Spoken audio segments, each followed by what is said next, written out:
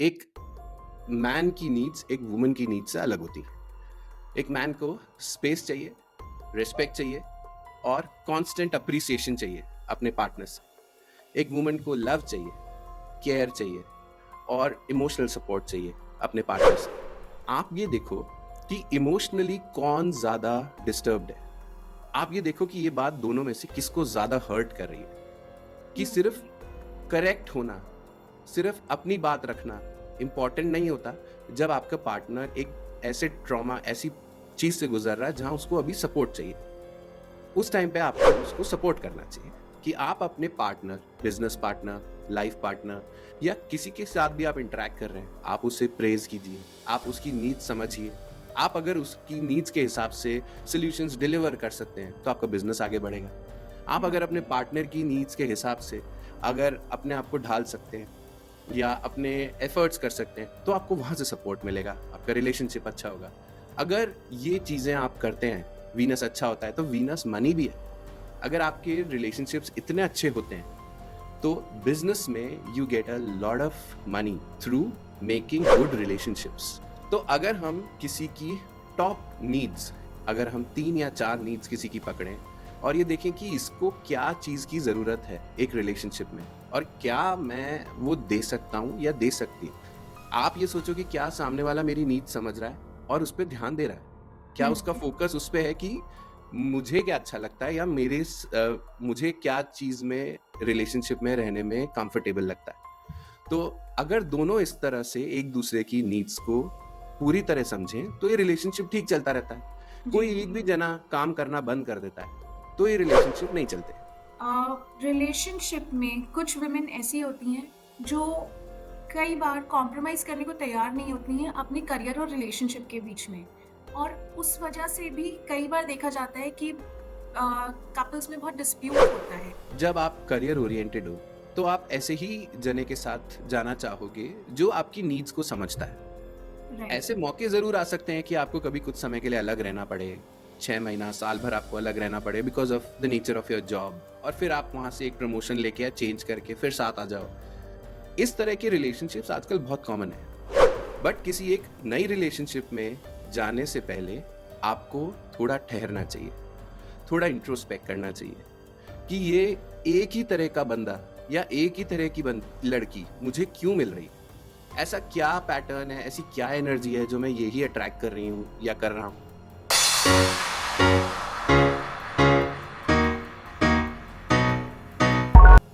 नमस्कार, आप देख रहे हैं मेरा YouTube चैनल सीकिंग राज। तो हेमलता, आपका आज क्या सवाल है? हाय राज, आज मेरा सवाल है रिलेशनशिप्स को लेकर के। आजकल हम लोग बहुत सारे रिलेशनशिप्स टूटते हुए देखते हैं, बहुत सारे ब्रेकअप्स होते देखते हैं।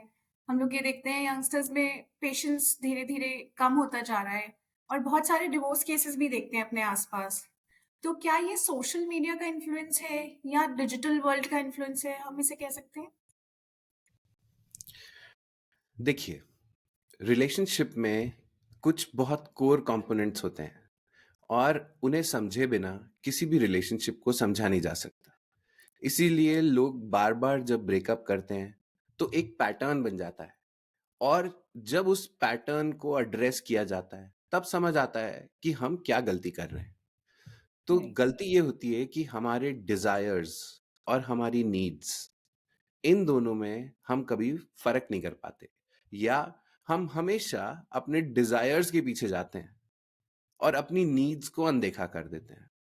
जैसे एक कंसल्टेशन में, रिलेशनशिप कंसल्टेशन में एक लड़की ने मुझसे पूछा कि मुझे ना बहुत गुड लुकिंग और बहुत हैंडसम बंदा पसंद है, और मेरी लाइफ में एक है भी, बट मुझे ना रिलेशनशिप जैसा कुछ फील नहीं होता है। मुझे बहुत प्रॉब्लम लगती है कि वो मुझे अटेंशन नहीं देता, वो मुझे टाइम नहीं देता, और मुझे ऐसा रिलेशनशिप चाहिए जिसमें रेगुलरली वो मुझे टाइम भी दे, बात भी करे, हम थोड़े इमोशनल कॉन्वर्सेशन भी करें। तो यहाँ पे उसने जो बंदा चुना, वो चुना लुक्स के ऊपर, वो अट्रैक्ट हुई उसकी पर्सनालिटी से, और उसने ये नहीं देखा कि वो इमोशनल नीड्स और बाकी उसके बारे में बिल्कुल नहीं सोच रहा है। राइट। वो ये सोच रहा है कि बस ये साथ में मेरे रहना चाहती है, घूमना चाहती है, she likes being around with me. हुँ, तो ये रिलेशनशिप जो है ये ज्यादा दिन तक नहीं चलेगा, क्योंकि उसकी बिल्कुल, नीड्स जब सेटिस्फाई नहीं होंगी, उसको जब इमोशनल सेटिस्फैक्शन नहीं मिलेगा, उसका टाइम नहीं कटेगा, तो वो ऑब्वियसली उस रिलेशनशिप में कंप्लेंट्स करेगी। और इसी राइट, तरह की कंप्लेंट्स जब शुरू होती हैं तो ये बोला जाता है, देखो मैंने तो तुम्हें पहले ही कहा था, मेरे पास टाइम कम रहता है। उसने उस समय उस बात को ध्यान नहीं दिया। करेक्ट।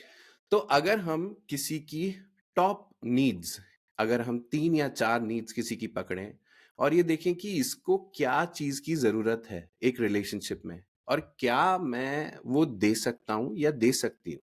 आप ये सोचो कि क्या सामने वाला मेरी नीड समझ रहा है और उस पर ध्यान दे रहा है, क्या हुँ, उसका फोकस उस पे है कि मुझे क्या अच्छा लगता है, या मुझे क्या चीज में रिलेशनशिप में रहने में कंफर्टेबल लगता है। तो अगर दोनों इस तरह से एक दूसरे की नीड्स को पूरी तरह समझें तो ये रिलेशनशिप ठीक चलता रहता है। जी, कोई एक भी जना काम करना बंद कर देता है तो ये रिलेशनशिप नहीं चलते। तो राइट, रिलेशनशिप्स बहुत कांस्टेंट मेहनत मांगते हैं, हार्ड वर्क मांगते हैं, रेगुलर एफर्ट्स मांगते हैं, कि आपको अपनी नीड्स के ऊपर सामने वाले की नीड्स रखनी पड़ेगी, और आपको ये अपने पार्टनर से भी एक्सपेक्ट करना पड़ेगा कि वो भी आपके लिए ऐसा ही सोचे। इसके लिए एक अंडरलाइंग इमोशनल बॉन्ड बहुत जरूरी होता है। लोग फाइनेंशियल फ्रीडम देखते हैं, लोग ये देखते हैं वो कितनी अच्छी जॉब कर रहा है, लोग ये देखते हैं वो और लोगों के साथ कितना अच्छा घूमता फिरता है, पार्टी करता है, हंसता खेलता है, and he is nice, funny, everything. पर वो ये नहीं देख रहे कि आपके लिए वो कितना डेडिकेटेड या कमिटेड है। जो लोग समझदार हो जाते हैं एक समय के बाद, जब बार बार एक ही पैटर्न रिपीट हो रहा होता है, या तो वो किसी को इसलिए पसंद करते हैं कि उसका पैकेज बहुत अच्छा है, फाइनेंशियली वो बहुत स्टेबल है, और वो ये देखते ही नहीं है कि वो 12 से 15 घंटे या 18 घंटे काम करता है, उसके पास रिलेशनशिप के लिए टाइम ही नहीं है, और उसका लाइफ का पैटर्न ही है, उसने ध्यान ही नहीं देना उस रिलेशनशिप पे। तो आपको उसमें हमेशा एक इमोशनल वैक्यूम फील होगा, आपको लगेगा कि आपकी लाइफ एक ड्यूटी की तरह ज्यादा है, कि बस है तो मुझे बस करते रहना है इसके लिए, और वो सोचता है कि मैं बस I am just providing for my partner, तो उसकी ड्यूटी है। रिलेशनशिप में फाइनेंशियल तो पार्ट बहुत इंपॉर्टेंट है, बट उसी के साथ इमोशनल भी इंपॉर्टेंट है। साथ में एक दूसरे के साथ टाइम स्पेंड करने के लिए समय निकालना पड़ता है, जानबूझ के ऐसी चीजें सेट करनी पड़ती हैं अपने रूटीन में कि आप एक दूसरे से बातें करो, कम्युनिकेशन चालू रखो, क्योंकि अगर ये गैप आ जाता है तो फिर दोनों कहीं और जाने लगते हैं, वो सुलेस वो किसी और में ढूंढते हैं, और वो रिलेशनशिप फिर ज्यादा चलती नहीं है।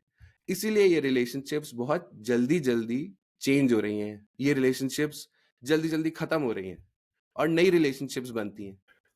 बट किसी एक नई रिलेशनशिप में जाने से पहले आपको थोड़ा ठहरना चाहिए, थोड़ा इंट्रोस्पेक्ट करना चाहिए कि ये एक ही तरह का बंदा या एक ही तरह की लड़की मुझे क्यों मिल रही है, ऐसा क्या पैटर्न है, ऐसी क्या एनर्जी है जो मैं यही अट्रैक्ट कर रही हूँ या कर रहा हूँ। आपको हमेशा एक ही तरह का पार्टनर मिलता है, आपके प्रॉब्लम्स वही होते हैं, रिलेशनशिप में इश्यूज सेम रहते हैं, पार्टनर बदल जाता है। तो ये जब आप इंट्रोस्पेक्ट करोगे, आप बैठ करके समझोगे कि अच्छा, मेरा अप्रोच गलत है, मैं डिजायर पे फोकस कर रही हूँ, नीड्स पे फोकस नहीं कर रही। तब आप सही पार्टनर चुन पाओगे, तब आप ये देख पाओगे कि क्या आप अपनी नीड्स क्लियरली रख पाते हो अपने पार्टनर के सामने।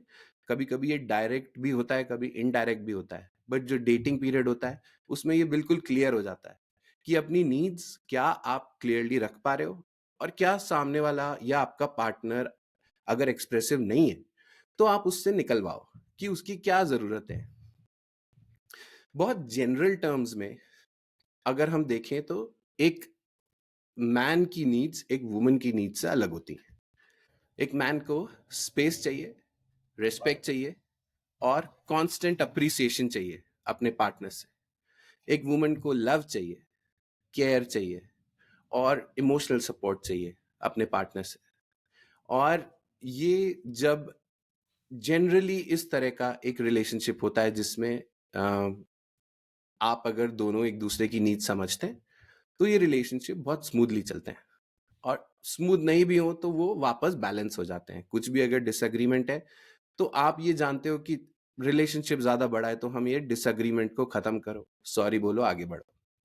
क्योंकि ऐसे बहुत मौके आते हैं जिसमें आपको कभी कभी you have to give up.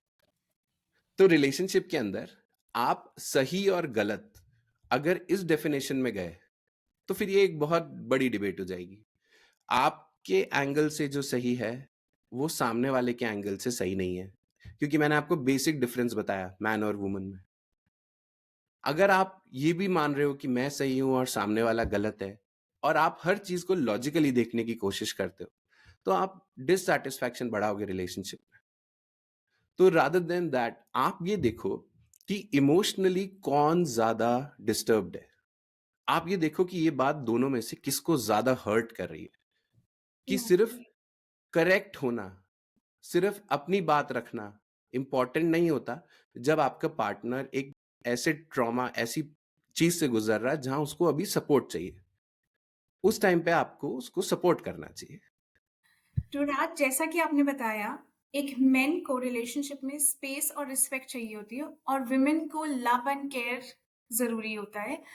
तो मैंने एक बुक रीड करी थी, men are from Mars and women are from Venus. क्या हम इन प्लैनेट्स को रिलेशनशिप के साथ कनेक्ट कर सकते हैं? रिलेशनशिप का प्लैनेट मोस्टली वीनस होता है। मार्स अट्रैक्शन बढ़ाता है अगर वीनस के साथ हो। वीनस लाइफ गिविंग प्लैनेट है। वीनस का पर्पस आपकी लाइफ में ये होता है कि आपको पैसा देता है, आपकी रिलेशनशिप्स वीनस गवर्न करता है। एक मैन के चार्ट में वुमन वीनस से दिखाता है कि वीनस जहाँ प्लेस्ड है कैसा है, उस हिसाब से दिखाता है कि उसकी लाइफ में वुमन कैसी होगी। वीनस ही वो प्लैनेट है जो आपको रिलेशनशिप्स को हील करने में मदद करता है।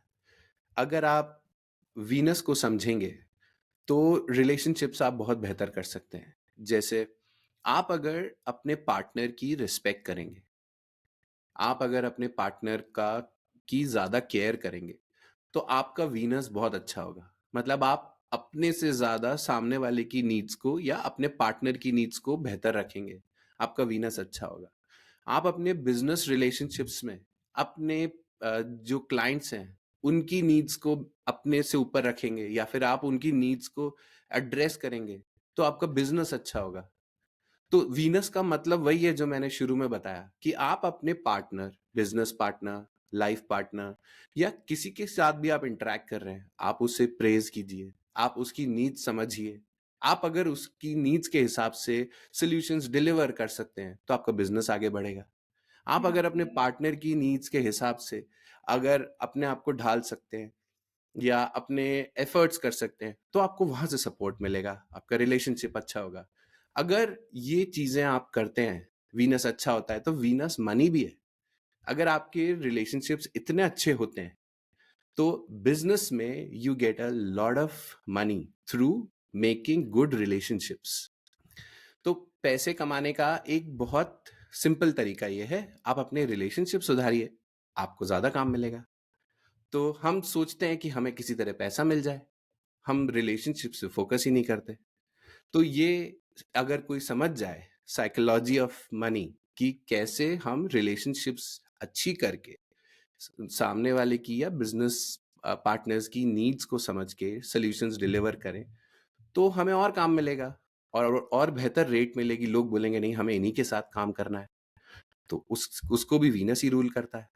तो वीनस प्लैनेट का अच्छा होना बहुत जरूरी है।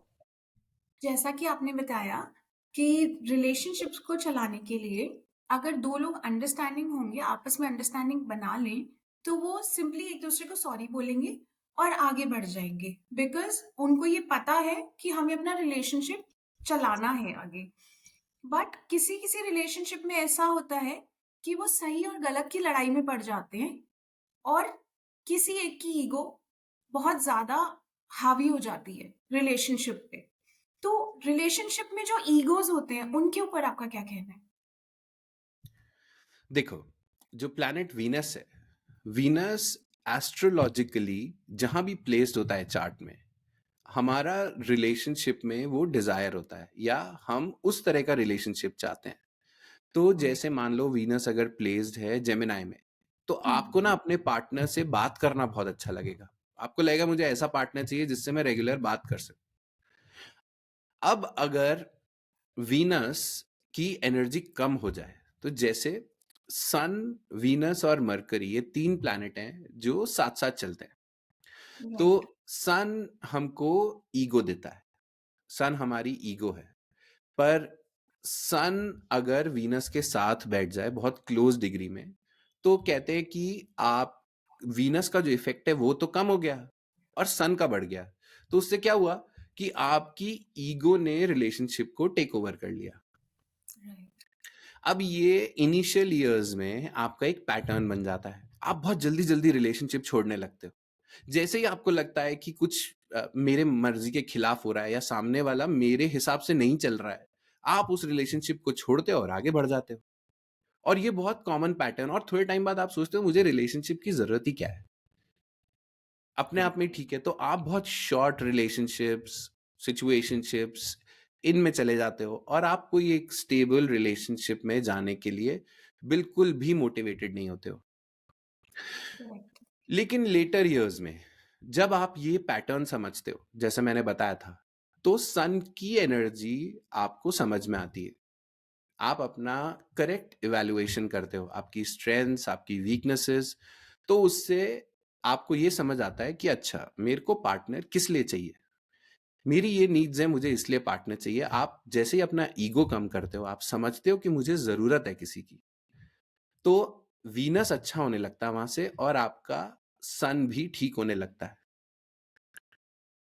ये जरूर है कि थोड़ा थोड़ा ईगो रहेगा रिलेशनशिप में, बट वो आप कई जगह कॉम्प्रोमाइज कर जाओगे। आप बोलोगे नहीं, रिलेशनशिप को मैं ज्यादा वैल्यू देता हूँ क्योंकि उससे अभी I am in a very happy space. Right. वरना अगर जब सन डोमिनेट कर रहा था इनिशियल ईयर्स में, तो अकेले ज्यादा रहना पड़ता था आपको। शुरू शुरू में लगता था यार मैं अकेले ही ठीक हूँ, और थोड़े टाइम में आप बोर होने लग जाते। राज, मेरा अगला सवाल ये है कि रिलेशनशिप में कुछ वुमेन ऐसी होती हैं जो कई बार कॉम्प्रोमाइज़ करने को तैयार नहीं होती हैं अपने करियर और रिलेशनशिप के बीच में। और उस वजह से भी कई बार देखा जाता है कि कपल्स में बहुत डिस्प्यूट होता है। इसके बारे में इसको कैसे बैलेंस कर सकते हैं हम? देखो, रिलेशनशिप जब आप करियर ओरिएंटेड हो, तो आप ऐसे ही जने के साथ जाना चाहोगे जो आपकी नीड्स को समझता है। राइट, ऐसे मौके जरूर आ सकते हैं कि आपको कभी कुछ समय के लिए अलग रहना पड़े, 6 महीना, साल भर आपको अलग रहना पड़े because of the nature of your job, और फिर आप वहां से एक प्रमोशन लेके या चेंज करके फिर साथ आ जाओ। इस तरह के रिलेशनशिप्स आजकल बहुत कॉमन है। आप जब मल्टीनेशनल्स में काम करते हो, तो आपको इस तरह के रोल्स, बहुत एक्साइटिंग रोल्स अपने करियर के अर्ली एजेस में ऐसे मिलते हैं कि आपको अपने पार्टनर्स से अलग भी रहना पड़ता है, कुछ कॉम्प्रोमाइजेस भी करने पड़ते हैं, लॉन्ग आवर्स देने पड़ते हैं। बट आप अगर ये समझोगे कि आपका पार्टनर ये बात समझता है, तो जैसे आप अपनी नीड्स बहुत क्लियरली रखो कि मुझे इस तरह की रिलेशनशिप चाहिए और अभी मुझे और कोई जिम्मेदारी नहीं चाहिए क्योंकि मेरा फोकस यहाँ है। अगर आपका पार्टनर भी ये समझता है और उसका भी फोकस करियर पे है, तो ये रिलेशनशिप बहुत स्मूथली चलेगी। करेक्ट, बट प्रॉब्लम ये होती है कि आप बीच में गियर चेंज करते हो रिलेशनशिप में। शुरू में आपने, आपको करियर से कोई लेना देना था नहीं, या शुरू में आपने बोला मैं इतनी करियर ओरिएंटेड नहीं हूँ, मैं थोड़ा रिलैक्स मूड में रहती हूँ और मेरे को इतने ही घंटे काम करना अच्छा लगता है। तो आपके पार्टनर ने अग्री कर दिया। सडनली कुछ ऐसा हुआ, आप कहीं से इन्फ्लुएंस हो गए, आपको किसी ने कुछ बोला या सोशल मीडिया से इन्फ्लुएंस हो गए, और आपकी नीड तो आप भूल गए और आप अपनी डिजायर पे चले गए। आपने बोला ये कर सकती है तो मैं क्यों नहीं कर सकती, बाकी लोग ये सब कर रहे हैं मैं क्यों नहीं कर सकती। और सडनली जब आप उस रैट रेस में चले गए, किसी और को देख के आपने अपने लिए नए डिजायर्स बना लिए, तो ये रिलेशनशिप डिसबैलेंस होनी शुरू हो जाएगी। तो ये था वीनस और रिलेशनशिप्स का एनालिसिस सीकिंग राज पे। तो हेमलता, आपको इस एनालिसिस से कुछ बेनिफिट हुआ? हाँ, राज, आज आपने जितनी भी इन्फॉर्मेशन हमें बताई, उससे इट वाज़ क्वाइट बेनिफिशियल और बहुत काफ़ी कुछ सीखने को मिला हमें रिलेशनशिप्स में कि ईगो कैसे नहीं रखनी है और लव और रिस्पेक्ट और स्पेस इक्वली इम्पोर्टेंट है एक-दूसरे के लिए। तो थैंक यू सो मच मेरा आज ये क्वेश्चन आंसर करने के लिए। थैंक यू हेमलता, सीकिंग राज से जुड़ने के लिए आप सबका धन्यवाद।